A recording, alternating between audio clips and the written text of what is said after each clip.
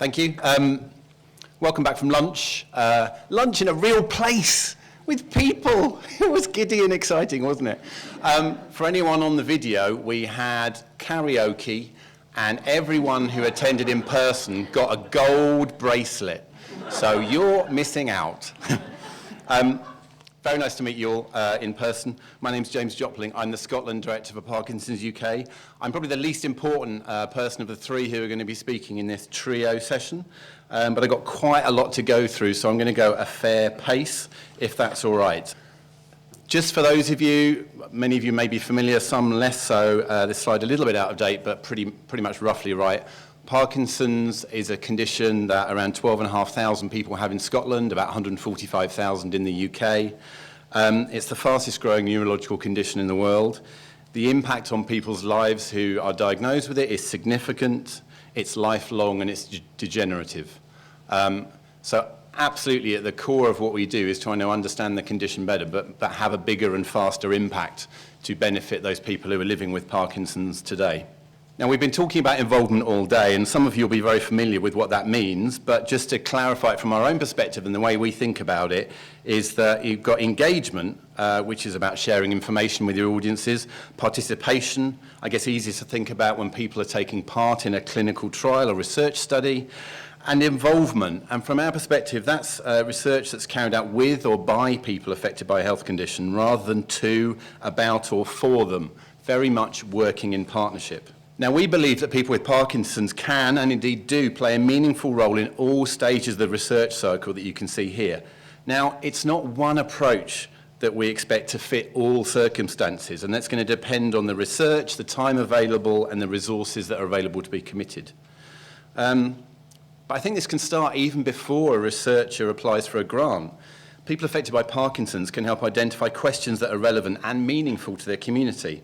For example, a survey to understand sleep experience and needs of people with Parkinson's, or focus groups to understand experience and needs related to specific symptoms or share feedback and thoughts on a research idea. People affected by Parkinson's, we believe, can improve grant applications by increasing the readability of lay summaries, help ensure the design of the study is practical for future participants, that the instructions are clear, the tasks are feasible, and practicalities are put in place appropriate for the people you're working with. And people affected by Parkinson's can help manage the research by providing advice or problem solving, by sitting on steering groups, or being involved in undertaking the research itself, by helping to carry out interviews with participants or interpret data. And even when the research is coming to an end, we believe that people affected by Parkinson's can help make those findings accessible to lay audiences and think about the future of that research area and what it means. So what does this mean, and how does this happen at Parkinson's UK? Our programme allows us to support researchers and people affected by Parkinson's to work together to improve research across all those areas I've just touched on. We're here to support all researchers working on Parkinson's, not just those that we fund. Now, the first port of call is our patient and public involvement contributor network, but we have lots of other people with lived experience of Parkinson's that we can connect researchers to. And Mark is one of the members of one of our research interest groups that we have 4 across the country. And I've had the benefit in my professional life of having worked in both cancer charities and cardiovascular organisations as big as BHF. And I'd say the enthusiasm and commitment and desire of people with Parkinson's to be involved from beginning to end in our research commitment is stronger than I've experienced in those other health conditions. I don't have an answer for why that is, but I certainly have experienced that in the 5 months I've been in post. I just wanted to add something to this more strategically about the way that Parkinson's is led by and driven by the views and the priorities of people with Parkinson's. Back in 2014, we conducted a UK-wide priority setting process, which has been published in the BMJ with 1,000 people who had Parkinson's, trying to understand better what the priorities should be for our future research investment. Subsequent to that, in 2017, we launched a virtual biotech, a drug discovery and development program, a very different approach to investing in research than the traditional grant model. Now, what that aim is to generate potential to transform lives of people with Parkinson's now, not in the future, but as soon as we can. And since then, we've invested over £17 million. We've had 10 projects, 3 clinical trials. We've got 60 funders globally. And last month, we announced the investment of £3 million from the Parkinson Foundation in the US, into this model. Now, our approach and our commitment to that is driven by our community. It's not saying that basic research is not important, but we know a lot of those pieces of the jigsaw, and we think we know enough, and we're driven by people like Mark, that we need to focus our attention on that translational and clinical application end of the spectrum. So that's where our focus is. Now, without the commitment of the community behind us and their driving force, I don't think we'd be in that place. So our patient and public involvement, where does that leave us? Well, we think there's a clear impact, and just that's one quote there from someone who's been involved in our programs, and that's why we think it's important. We think there's a benefit to the research itself. We think it's high quality, it's more relevant, and it's more fundable. And there's an impact as well, positively, on the researchers who work with us and are funded by us. Having this opportunity and engagement has improved their experience and commitment to the work itself.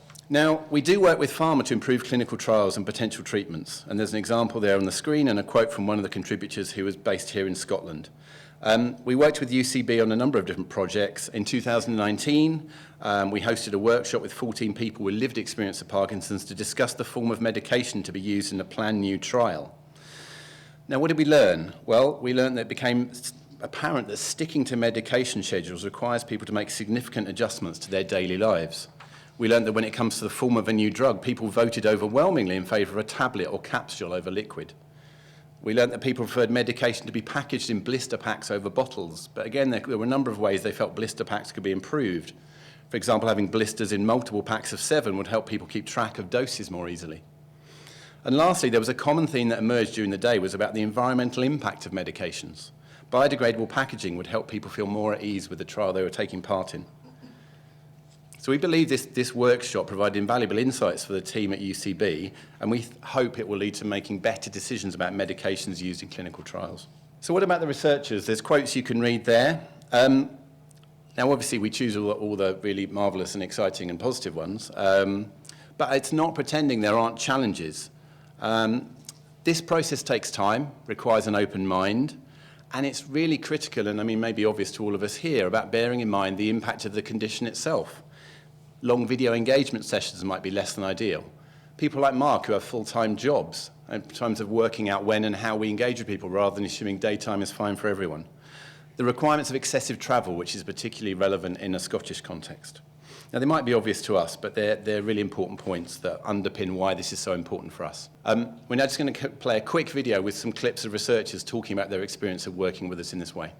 As a basic scientist and in the laboratory most of the time, I don't get to meet people affected by Parkinson's. We're very aware that it's the patients who have first-hand experience with the disease. They live with it every day. We approached Parkinson's UK and they helped us set up an initial focus group which they facilitated. We involved people in the development of our grant application. It was quite a new thing to me. In fact, I didn't know what to expect. I involve people with Parkinson's in developing the research question, actually by first going out to different Parkinson's branches. It's not been difficult to find patients interested and willing to do this. All of these people were recruited through the Parkinson's UK Research Network. I distributed draft copies of our application to them, and after this they gave us feedback. We conducted a series of focus groups. We were able to address those concerns which were potentially going to come up with reviewers. They provided really good guidance to me about what to include and what not to include. It was fantastic. I felt so at ease and so relaxed with them, and they were really enthusiastic, which I found really nice. I found it really motivating, and it increases my enthusiasm for doing the research that I'm doing. We can be confident that we've designed it in the right way for participants,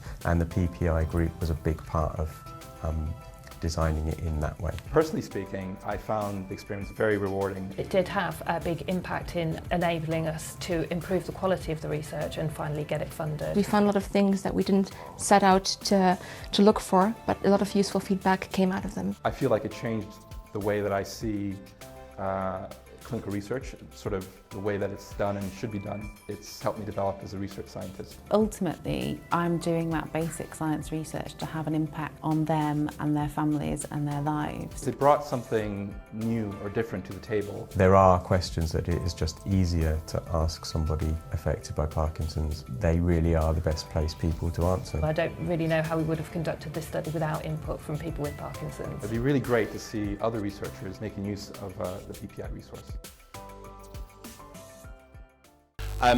Whistle stop tour of the rest of the ways we involve. As fast as that. So we involve people in both as lay grant reviewers and lay grant coordinators. So that's about reviewing plain English summaries of the research applications we receive, and the coordinators collate the reviews and share the feedback at the panel funding meetings. And that feedback from reviewers is shared with the applicants to help inform their current and future applications. Also, critically, we support people to be engaged in research themselves. So we have this on our website. It's an opportunity for people by entering their postcode to find out what clinical trials are available near to them. And that's the kind of example of what you can then find when you type in your postcode. It gives information like who can take part, where the study's happening, what's involved, can you do it remotely, or do you need to be there in person? Now, participation isn't just a kind of nice to have. It's critical. We ran a campaign earlier this year because there were 5 clinical trials under threat from a lack of participants. And you can see there, by getting together as an organisation, promoting it to our members and people with Parkinson's, we increased the visits to this site, clinical trial pages being viewed by a gazillion% more, and researchers' feedback was really positive too, that they were having communication and contact with people that they wouldn't have had before. Hopefully, now I've got the Time's Up sign, that's given you a flavour of the range of ways that we seek to make sure people with Parkinson's are at the heart of what we do, what we think about, and how we plan our research programmes. Thank you.